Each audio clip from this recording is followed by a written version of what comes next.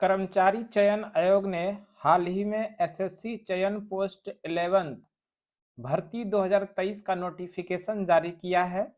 जो अभ्यर्थी SSC selection post 11 jobs 2023 के लिए फॉर्म भरना चाहते हैं और इसमें नौकरी करना चाहते हैं दोस्तों, तो आप इसके बारे में पूरा डिटेल से हम लोग इस वीडियो के अंदर बात करने वाले हैं। इसमें हम लोग बात करेंगे कि विभाग के द्वारा जो निर्धारित प्रक्रिया है, इसमें शैक्षणिक योग्यता की क्या होनी चाहिए, उम्र सीमा क्या होना चाहिए और ऑफिशियल वेबसाइट के माध्यम से ऑनलाइन फॉर्म भरने का जो प्रोसेस है, इन सभी बातों पर हम लोग इस वीडियो के अंदर बात करने वाले हैं।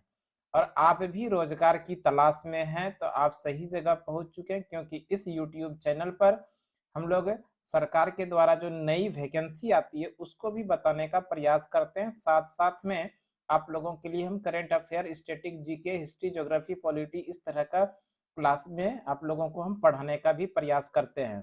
तो इस वीडियो में हम लोग अभी एसएससी और एसएससी के द्वारा पोस्ट 11 के लिए जो नई वैकेंसी आई है, इसके बारे में हम लोग बात करने वाले हैं। इस वीडियो के अंदर आप लोग शुरू से अंत तक जरूर जुड़े रहिएगा, क्योंकि हम लोग इसमें पूरी डिटेल एक्सप्लेन के साथ आप लोगों को समझाने वाले हैं, पूरी डिटेल बताएंगे। तो ज़्यादा समय नहीं लेते हुए इस वीडियो को हम लोग शुरू करते हैं दोस्तों। एसएससी चयन पोस्ट 11 भर्ती 2023 के लिए जो इम्पोर्टेंट डेट्स है, तो इम्पोर्टेंट डेट्स में सबसे पहले हम लोग जान लेते हैं आवेदन की जो शुरुआत हुई है। आवेदन करने की तिथि है वो 6 मार्च 2023 से शुरू हो चुका है और आवेदन करने की अंतिम तिथि जो है 27 मार्च 2023 है। तो इस तरह से ध्यान रखिएगा, आप लोग इस फॉर्म के लिए अप्लाई जो करेंगे 6 मार्च से शुरू हो चुका है, जो 27 मार्च 2023 तक आप लोग फॉर्म को भर सकते हैं। अगर हम लोग बात कर ले last date and time for receipt on online applications, यानी कि आप लोग एप्लीकेशंस लास्ट टाइम जो है वो 27/3/2023 तक आप लोग कर सकते हैं। उसके लिए रात के 11 बजे तक ये लास्ट समय है। ऑनलाइन पेमेंट जो आप लोग कर सकते हैं, last date and time for making online fee payment करने का जो लास्ट समय है वो 28 मार्च 2023 है, रात के 11 बजे तक। तो इस तरह से ध्यान रखिएगा, शुल्क भुगतान करने की अंतिम तिथि 28 मार्च 2023 है। और चालान के माध्यम से भी अगर आप लोग ये पेमेंट करना चाहते हैं तो वो भी ऑफलाइन चालान में भी 28 मार्च 2023 तक ही आप ऑफलाइन चालान में जमा कर सकते हैं। उसके बाद है last date of payment throughout throughout challan during working hours और बैंक, यानी 29/3/2023 ये समय रखा गया है during working hours of bank. अगर फॉर्म में किसी भी प्रकार की त्रुटि हो जाता है फॉर्म फिलअप करने में, तो आप करेक्शन भी कर सकते हैं। करेक्शन के लिए 3 अप्रैल 2023 से 5 अप्रैल 2023 के बीच में आप लोग इस फॉर्म को आप करेक्शन कर सकते हैं। अगर किसी भी प्रकार की त्रुटि हो जाती है तो 3 अप्रैल 2023 से 5 अप्रैल 2023 तक आप लोग इस फॉर्म के अंदर करेक्शन कर सकते हैं। कंप्यूटर बेस्ड एग्जामिनेशन यानी सीबीटी का जो एग्जाम होने वाला है, टेंटेटिव है, जून और जुलाई 2023 के अंदर आपका एग्जाम होने की संभावना है। टेंटेटिव है, हो सकता है कि जून जुलाई में ये आप लोगों का एग्जामिनेशन हो। और इसके बाद जो है प्रवेश पत्र जो है एग्जाम के कुछ दिन पहले ही डाउनलोड ऑफिशियल वेबसाइट पर दिया जाएगा। वैसे हमारे यूट्यूब चैनल से आप जुड़े रहिएगा, जैसे अपलोड होगा यानी कि इस पर दिया जाएगा लिंक, तो हम आप लोगों को अपने चैनल के माध्यम से बता भी देंगे। दोस्तों इस फॉर्म के लिए जो एज लिमिट की बात की गई है, तो एज लिमिट जो है 1 जनवरी 2023 को न्यूनतम उम्र जो है 18 वर्ष होना चाहिए। 1 जनवरी 2023 को न्यूनतम उम्र सीमा 18 वर्ष होना चाहिए। इसके साथ में देखिए दिया गया है proof of date of birth, यानी प्रूफ के लिए आप लोग डेट ऑफ बर्थ में क्या दे सकते हैं, मेट्रिकुलेशन का सेकेंडरी एग्जामिनेशन सर्टिफिकेट में कम से कम आपका उम्र जो है 18 वर्ष होना चाहिए। इसके साथ में आप लोगों को मेट्रिकुलेशन सेकेंडरी एग्जामिनेशन सर्टिफिकेट में होना चाहिए। और एज रिलैक्सेशन की बात किया जाए, यानी कि अपर एज लिमिट जिसको कि रिलैक्सेशन चाहिए, तो गवर्नमेंट के द्वारा जो निर्धारित प्रक्रिया है उस निर्धारित प्रक्रिया के अनुसार एज लिमिट की बात की गई है, वो भी हम लोग देख लेते हैं। एज रिलैक्सेशन में SC ST को 5 वर्ष का छूट है, OBC को 3 वर्ष का छूट है, PWBD को 10 वर्ष का छूट है, पीडब्ल्यूबीडी प्लस ओबीसी से संबंधित जो है उनको 13 वर्ष का छूट है। पीडब्ल्यूबीडी एससी एसटी से के लिए 15 वर्ष का छूट है। एक्स सर्विसमैन के लिए 3 वर्ष का छूट है। और उसके बाद डिफेंस पर्सन डिसेबल में जो है उनको 3 वर्ष का छूट है। इस तरह से ये गवर्नमेंट के द्वारा निर्धारित प्रक्रिया के अनुसार अलग अलग कैटेगरी वाले के लिए अलग अलग उम्र सीमा में छूट भी है। एप्लीकेशन फ़ी की बात करें तो एप्लीकेशन फ़ी 100 रुपया 100 रुपीज़ 100 रुपीज़ जो एप्लीकेशन फ़ी है।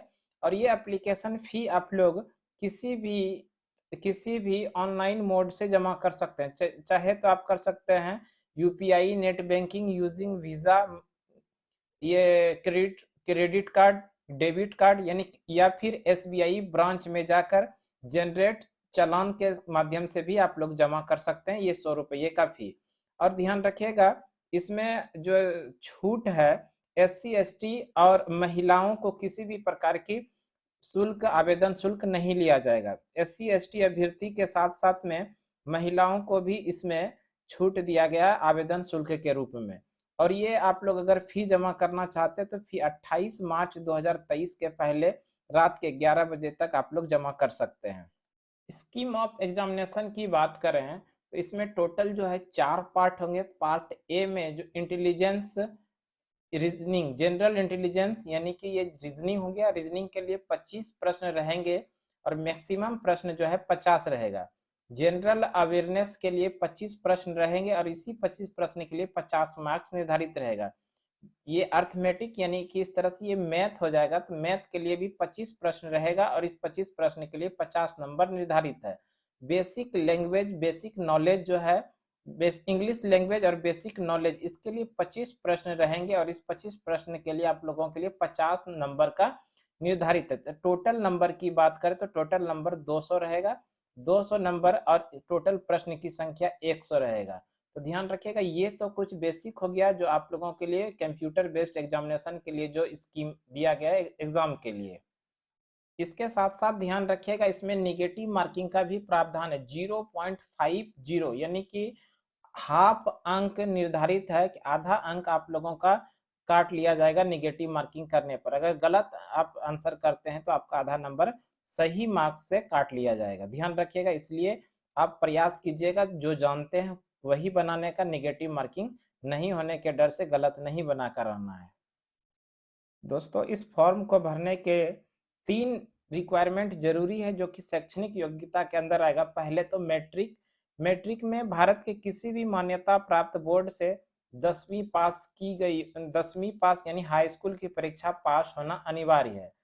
यानी कि 10th स्टैंडर्ड पर भी ये वैकेंसी है। उसके साथ साथ में कुछ पोस्ट है जो 12 स्टैंडर्ड के अंदर है। 12 स्टैंडर्ड में भारत के किसी भी मान्यता प्राप्त बोर्ड से 12वीं यानी इंटरमीडिएट की परीक्षा पास होना है।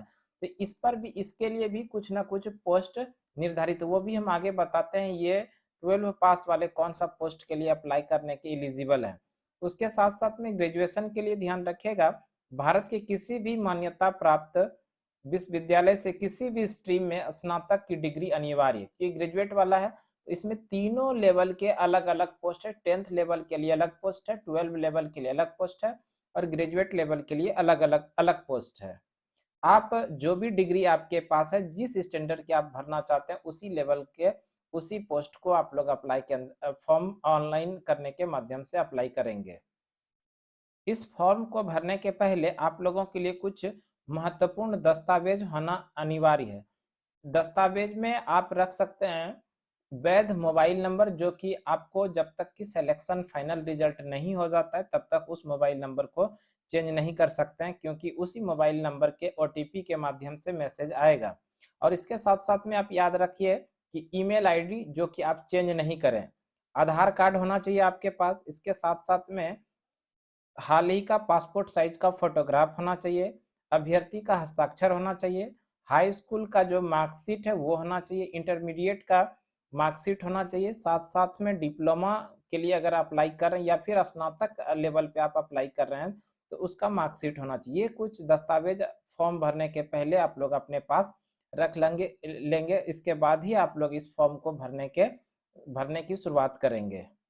ऑनलाइन फॉर्म भरने के पश्चात अंतिम रूप से जो सबमिट किए गए प्रिंट आउट है उसको सुरक्षित रख लेंगे, क्योंकि फाइनल सिलेक्शन होने के समय उसको मांगा जाएगा और उससे मिलान किया जाएगा। तो ये तो महत्वपूर्ण बात आप लोगों को हम एसएससी के द्वारा जो नई वैकेंसी आई है इसके बारे में आप लोगों को बताने का प्रयास किए। हमें उम्मीद है कि ये वीडियो आप लोगों को जरूर पसंद आया होगा। तो आप अपने दोस्तों को भी इस वीडियो के बारे में बताइए। तो आज की क्लास के लिए आज के इतना ही। अगले अगले वीडियो में फिर से अगली जानकारी लेकर आते, तब तक के लिए धन्यवाद। जय हिंद।